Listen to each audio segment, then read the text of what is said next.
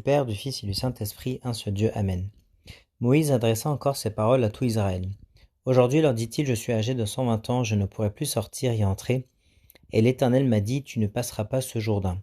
Donc on est sur la fin de la vie de Moïse, comme on l'a déjà dit, donc la 40e année de l'Exode. Et Moïse, sentant que le temps est proche, il savait la date de sa fin, ou que le moment de sa fin était tout proche, donc il leur fait ce dernier sermon. Là, c'est le 3e du Deutéronome qu'on est en train de lire sur ce dernier chapitre. Il est âgé de 120 ans, il leur dit, ça y est, je vais plus sortir, y entrer, faire la guerre avec vous, donc il faut que je passe le flambeau. Et comme on avait déjà vu aussi dans les tout premiers chapitres de Deutéronome, il savait qu'il allait pas passer le Jourdain. Dieu lui avait dit, donc il leur rappelle ça au peuple d'Israël. L'Éternel, ton Dieu, marchera lui-même devant toi. Donc en fait, il leur passe le flambeau, il leur dit maintenant c'est à vous de jouer, et ne vous inquiétez pas, et ça sera ça le message de tout le chapitre. Dieu est avec vous, et il marche devant vous. Donc soyez sans crainte et prenez courage. Donc c'est des paroles très consolantes et très rassurantes en fait, parce que Dieu est avec nous en toutes circonstances, en toutes choses, en tout temps. Et donc c'est ce que Dieu leur dit par l'intermédiaire de Moïse. L'Éternel, ton Dieu, marchera lui-même devant toi. Il détruira ces nations devant toi et tu t'en rendras maître. Donc ils n'ont toujours pas traversé le Jourdain. Mais Dieu, par sa préscience, il le sait évidemment, et qu'ils vont réussir à détruire ces nations-là. Donc il leur dit en avance de phase, en fait, avant que ces choses-là n'arrivent, pour qu'ils prennent courage et qu'ils traversent le Jourdain en pleine confiance, que Dieu est avec eux, et il leur dit, il détruira ces nations devant toi, et tu t'en rendras maître. Josué marchera aussi devant toi comme l'Éternel l'a dit. Et là, c'est Dieu, Moïse, donc il leur dit très clairement, c'est Josué maintenant qui va prendre la tête, qu'il n'y ait pas de doute ou qu'on ne fasse pas d'élection ou que vous ne remettiez pas en question Josué. C'est l'Éternel, c'est Dieu qui a choisi que ce soit Josué qui prenne ma succession. Et donc Moïse le leur annonce en fait. L'Éternel traitera ces nations comme il a traité Sion et Og, des rois contre qui ils ont fait des guerres et contre qui ils ont gagné, rois des Amoréens, qu'il a détruit avec leur pays. Donc il leur dit qu'ils vont gagner exactement de la même façon. L'Éternel vous les livrera et vous agirez à leur égard selon tous les ordres que je vous ai donnés. Et l'ordre effectivement qui leur a été donné, c'est de détruire complètement ce peuple des nations et toutes les idoles et toutes ces adorations païennes qui les concernaient. Parce qu'ils ont eu leur temps en fait pour se repentir et ils n'ont pas voulu. Ils ont eu tout leur temps depuis l'époque d'Abraham, ça fait 400 ans que Dieu leur laisse la chance parce qu'il est juste et il est bon. Mais à un moment donné, c'est trop tard. Et donc le traitement de n'importe qui d'ailleurs, qui ne suit pas les commandements de Dieu, qui adore les idoles et qui est loin de Dieu, c'est qu'il soit détruit à un moment donné. Ou pour nous dans le Nouveau Testament, c'est qu'on n'aille pas au paradis, au royaume des cieux, mais qu'on aille en enfer parce qu'on a abandonné Dieu à la base. Et donc là, le temps de ces rois, de ces nations-là, dans la terre promise était venu, donc il fallait qu'ils soient détruits et que le peuple d'Israël prenne leur place à leur place en fait, prennent leur terrain, leur terre à leur place, pardon. L'Éternel vous les livrera et vous agirez à leur égard selon tous les ordres que je vous ai donnés. Fortifiez-vous et ayez du courage. Ça, c'est les paroles consolantes et qui nous donnent beaucoup de foi. Ne craignez point et ne soyez point effrayés devant eux. Ou de la même façon, nous, il ne faut pas qu'on soit effrayés devant Satan, en fait, parce que Dieu est avec nous. Car l'Éternel, ton Dieu, marchera lui-même avec toi, il ne te délaissera point, il ne t'abandonnera pas. Point. Donc ça, c'est des messages qui sont donnés à tout le peuple. Et ils vont se répéter plein de fois. D'abord, ils vont être dits au peuple. Ensuite, ils vont être dits à Moïse, à Josué, pardon. Et d'ailleurs, dans le livre de Josué, dans le chapitre 1, c'est ces mêmes paroles-là qui sont répétées, où Dieu qui reparle à Josué en lui redisant la même chose. La preuve que Josué devait être certainement un peu inquiet en fait de toute cette responsabilité-là. Mais Dieu lui a dit plusieurs fois dans les 9 premiers versets de Josué 1 qu'il est avec lui, qu'il faut qu'il prenne courage, ne pas qu'il s'effraie. Et là, ce message-là, c'est le même qu'on est en train de lire déjà dans Deutéronome 31, et c'est Dieu qui est en train de le dire, du coup, au peuple. Ensuite, il appelle Josué, au verset 7. Moïse appela Josué et lui dit en présence de tout Israël la même chose, c'est le même message, mais d'abord au peuple, puis à Josué. Fortifie-toi et prends courage, car tu entreras avec ce peuple dans le pays que l'Éternel a juré à leur père de leur donner, donc à Abraham, Isaac et Jacob. Et c'est toi qui les en mettras en possession, c'est même toi qui partageras la terre selon toutes les tribus. L'Éternel marchera lui-même devant toi. C'est comme un bouclier, il est devant nous et il nous protège. Donc, que c'est consolant en fait de lire des paroles comme ça et de rassurant de voir que Dieu est toujours effectivement avec nous. Et quand on a des moments de doute dans notre vie, c'est important de se lire ces paroles-là. Et on les connaît, on sait que Dieu est là avec nous, mais quelquefois on a besoin de réentendre ces paroles-là, de les relire, de se rassurer une nouvelle fois, alors qu'on sait très bien que Dieu a ses caractéristiques, qu'il nous aime et qu'il est avec nous, même devant nous ici, tel un bouclier. Il sera lui-même avec toi, il ne te délaissera point, il ne t'abandonnera point, ne crains point et ne t'effraie point. Moïse écrivit cette loi. Donc vous voyez là, il y a écrit Moïse écrivit cette loi. C'est-à-dire parce qu'il y en a qui mettent en doute le fait que ce soit Moïse qui a écrit le Deutéronome ou que Moïse même il a existé. Il n'y a aucun doute. C'est écrit ici. Donc c'est Moïse qui est bien l'auteur de la Torah ou du Pentateuque. Donc c'est bien lui qui a écrit cette loi-là. Et il l'a remis aux sacrificateurs, fils de Lévi. Donc parce que c'est eux qui ont cette responsabilité-là, en fait, les sacrificateurs, de prendre la loi, de la connaître et de l'enseigner derrière. Donc il l'a remis aux sacrificateurs, fils de Lévi, qui portaient l'arche de l'alliance de l'Éternel, et à tous les anciens d'Israël. Et cette loi-là, du coup, était mise à l'intérieur de l'arche de l'alliance. C'est-à-dire que la parole de Dieu est intimement liée avec toute l'adoration qu'on fait dans l'arche de l'alliance ou dans l'église, et qu'on n'invente rien, évidemment. Et que tout provient, en fait, de la Bible. Et on fait rien de notre propre chef ou de notre propre tête, en fait. Mais non, c'est lié, en fait, à ce qui est écrit dans la Bible. On ne fait rien de nous-mêmes. Moïse leur donna cet ordre tous les 7 ans à l'époque de l'année du relâche, à la fête des tabernacles. Et pour rappel rapidement, vous savez, le peuple juif, ils avaient 3 grandes fêtes, la Pâque, la fête des 50 et la fête des tabernacles, et qui préfiguraient des fêtes chrétiennes, comme on a déjà expliqué auparavant, avec la Pâque et puis la Pentecôte, pardon. Et donc là, la fête des tabernacles, pour montrer l'importance de la loi, là, l'année de la 7e année, l'année de la relâche de la terre, c'est-à-dire, vous savez, tous les 7 ans, et on a déjà expliqué ça auparavant, il fallait que la terre soit en repos et qu'il ne cultive rien cette année-là. Et ben, qu'est-ce qu'il fallait faire cette année-là, au verset 11, quand tout Israël viendra se présenter devant l'Éternel ton Dieu, dans le lieu qu'il choisira, tu liras cette loi devant tout Israël en leur présence. Et donc là, c'est le rôle, l'importance de la présence de la parole de Dieu dans ta vie, en fait, et de la connaître, de la lire et de l'apprendre. Et donc ça, c'était ce qu'il fallait faire. C'était l'ordre donné par l'intermédiaire de Moïse. Tous les 7 ans, il fallait la lire et ça prenait du temps. Cette fête des tabernacles, vous savez, c'était la seule qui concernait tout le peuple. À la Pâque et à la fête des 50, ça pouvait être que le représentant de la famille ou l'homme qui venait à la fête. Mais la fête des tabernacles, tout le monde devait venir, même les enfants, les femmes, absolument tout le monde. Et donc c'était l'occasion de lire cette loi-là pour que tout le monde la connaisse et la comprenne et la prenne en fait. Tu rassembleras le peuple, les hommes, les femmes, les enfants et l'étranger qui sera dans tes portes, afin qu'ils entendent et afin qu'ils apprennent à craindre l'Éternel votre Dieu, à observer et à mettre en pratique toutes les paroles de cette loi. Donc c'était l'occasion de l'expliquer pendant cette fête des tabernacles. Et leurs enfants qui ne la connaîtront pas l'entendront et ils apprendront à craindre l'Éternel votre Dieu tout le temps que vous vivrez dans le pays dont vous prendrez possession après avoir passé le Jourdain. Et on voit l'importance en fait d'apprendre la parole de Dieu dès le plus jeune âge. Et donc il fallait l'apprendre aux enfants, parce que l'enfant, et ça c'est l'éducation, évidemment, plus une personne grandit et plus il est difficile de l'éduquer. C'est comme de l'argile. Au début c'est facile de façonner un enfant tant qu'il est jeune, c'est ça l'éducation en fait. D'où l'importance d'apprendre cette parole de Dieu à nos enfants dès leur plus jeune âge, plutôt que de les laisser devant la télé ou un enseignement complètement externe à l'Église et à la parole de Dieu et qui peut être contraire d'ailleurs.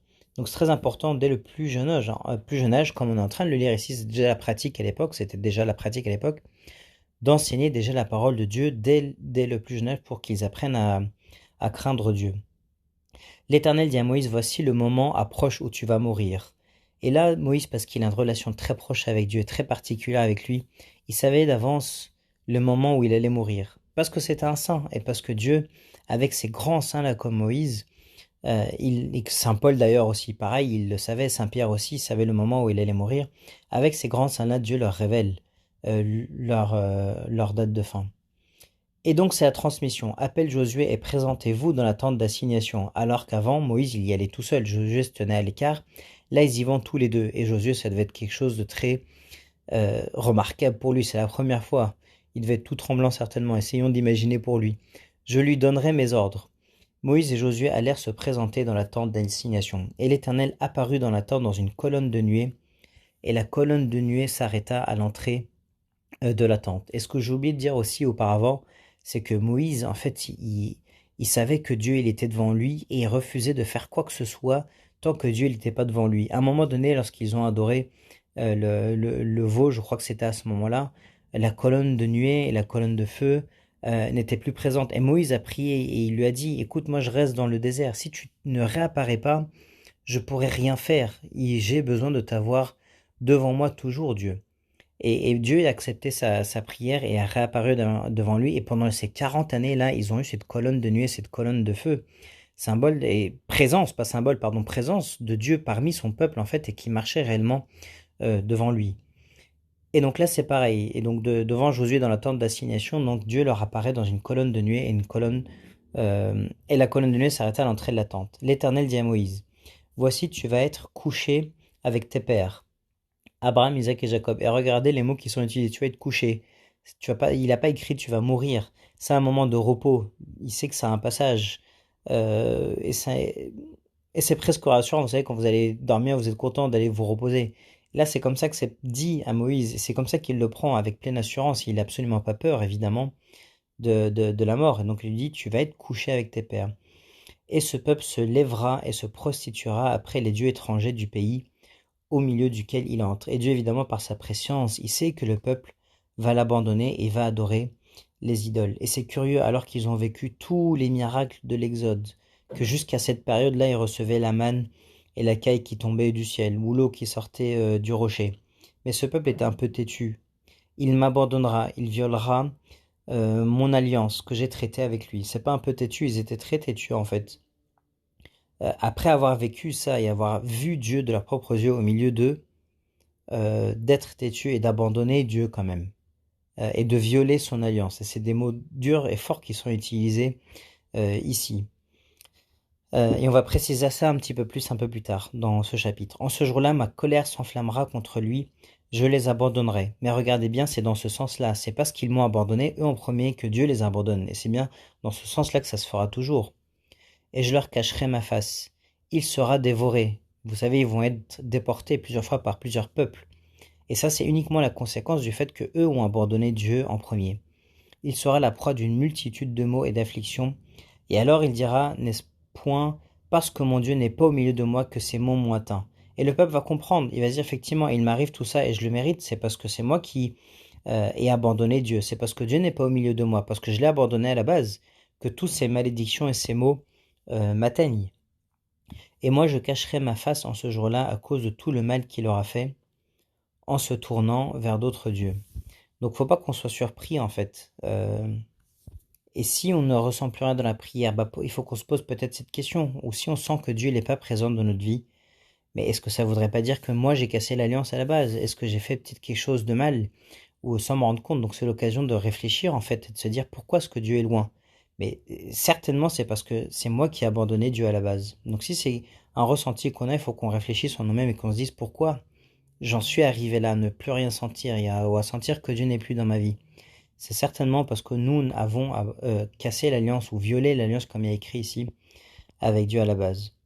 Maintenant, écrivez ce cantique. Et ça va être Deutéronome 32 qu'on lira la prochaine fois. Cantique, donc il devait certainement y avoir de la musique, et c'est une façon d'enseigner le peuple. Vous savez, un cantique, ça se retient parce qu'il y a des rimes et des musiques, donc c'est facile de retenir un cantique.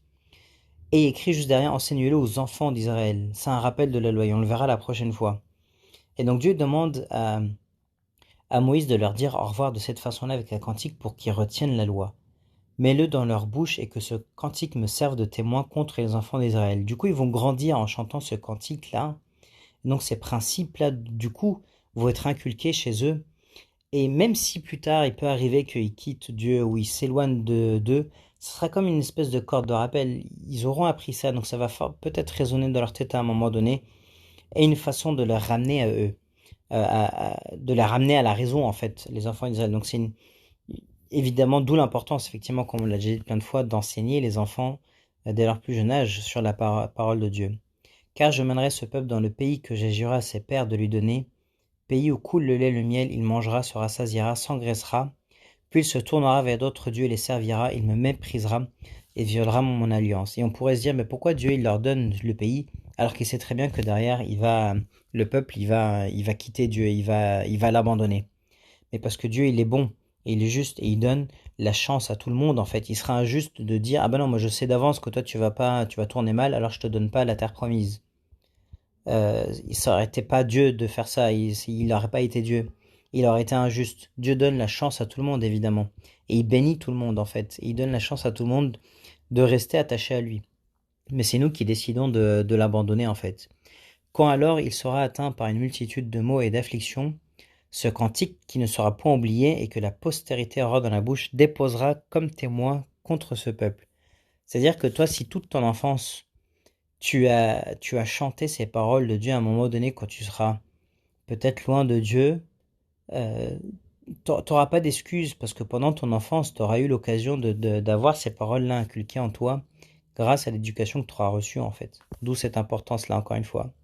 Je connais en effet ces dispositions qui déjà se manifestent aujourd'hui, avant même que je l'ai fait entrer dans le pays que j'ai juré de lui donner. Le peuple, il savait, il n'attendait peut-être qu'une chose, c'est que Moïse s'en aille, pour qu'il puisse en profiter et adorer en fait les idoles. Euh, et Josué d'ailleurs, il va se passer exactement la même chose, il va leur faire le même sermon à la fin en leur disant restez accrochés à Dieu juste avant de mourir. Et ils savaient aussi que ce qu'ils allaient faire, c'est l'abandonner en fait après sa mort. Mais pendant la vie de Moïse et de Josué, comme c'était des hommes saints au milieu de leur peuple, le peuple il est resté à peu près attaché à Dieu. Et une fois qu'ils sont partis, ces hommes très pieux et très saints, c'est là qu'ils ont commencé à se détourner un petit peu du chemin, en l'absence de leur berger en fait. En ce jour-là, Moïse écrivit ce cantique. On a encore ici une fois la preuve que c'est Moïse qui a écrit lui-même. Et il l'enseigna aux enfants d'Israël.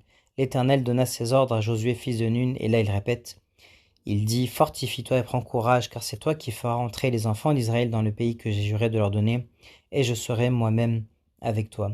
Lorsque Moïse eut complètement achevé d'écrire dans un livre les paroles de cette loi, donc c'est la troisième fois qu'on lit que c'est Moïse qui l'a écrit, il donna cet ordre aux Lévites qui portaient l'arche de l'alliance de l'Éternel. Prenez ce livre de la loi et mettez-le à côté de l'arche de l'alliance de l'Éternel votre Dieu. Donc il était à l'intérieur, comme on l'a expliqué plus haut, et donc les deux, la parole de Dieu et l'Église, sont intimement liés. Il sera là comme témoin contre toi. Car je connais ton esprit de rébellion et la roideur de ton cou. La roideur de ton cou, c'est quelqu'un qui se tient fièrement, en fait, qui n'apprend pas à baisser la tête, en fait, et à s'humilier ou à être humble.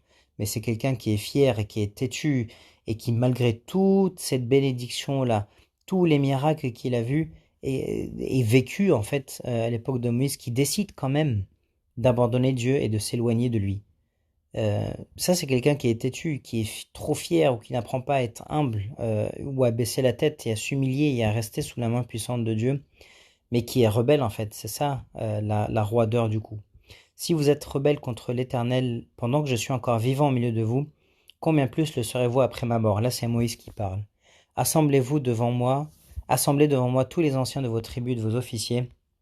Je dirai ces paroles en leur présence, et je prendrai un trémoi contre eux le ciel et la terre.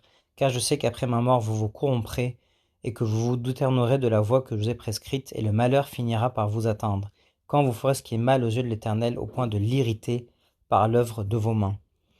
Et c'est dur comme terme de se dire que quand tu fais le mal, tu irrites Dieu. Évidemment, c'est un mot humain qui... Dieu, il ne s'énerve pas, ou il ne s'irrite pas. Mais c'est pour montrer la gravité du fait que quand on fait quelque chose qui est mal aux yeux de l'Éternel, euh, on l'attriste ou on l'irrite dans le sens que ce qu'on fait c'est grave en fait. Et donc on utilise un mot humain pour se rapprocher ou pour comprendre l'idée que c'est très mauvais de faire ça. Évidemment, Dieu, il est Dieu, il ne s'énerve pas, il ne s'irrite pas, mais c'est des mots humains pour nous rapprocher de la réalité, euh, de la gravité en fait de faire quelque chose qui est mal. Moïse prononça dans leur entier les paroles de ce cantique en présence de toute l'assemblée d'Israël, et ça c'est un prélude à ce qu'on lira la prochaine fois dans Deutéronome 32, et gloire à Dieu éternellement. Amen.